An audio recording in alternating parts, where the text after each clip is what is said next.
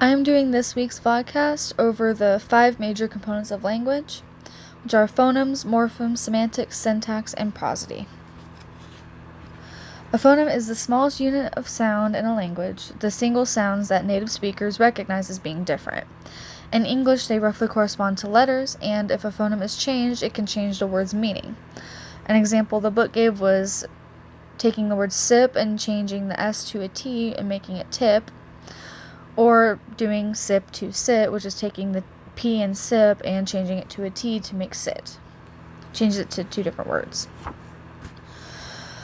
A morpheme is the smallest unit of meaning in a language, and they can represent either context or grammar.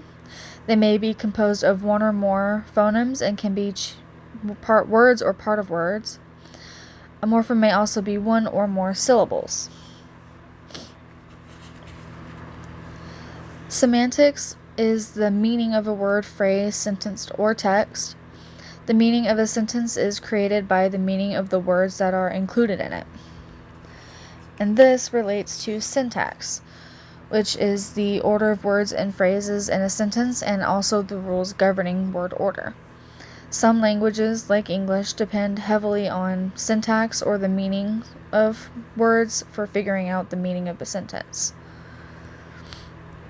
And they also represent the grammar of a language.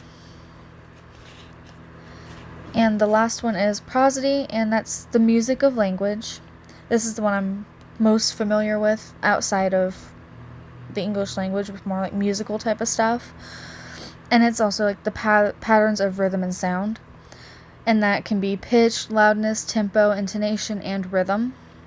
And prosody helps make speech sound more natural, and it can help with comprehension of a sentence.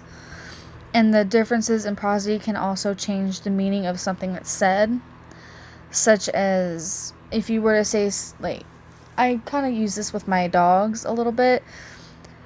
I like kind of goofing off with my dogs, and something I'll do to kind of just laugh a little bit is I'll be like, good girl, and I'll use like the happy, cheerful voice like that. And of course, they're excited, they're wagging their tail, they were like, oh, you're happy.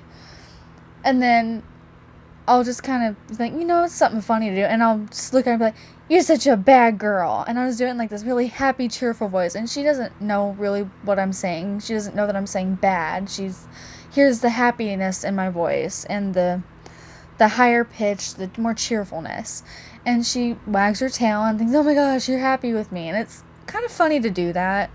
I've noticed it also works with young children too, like infants and toddlers.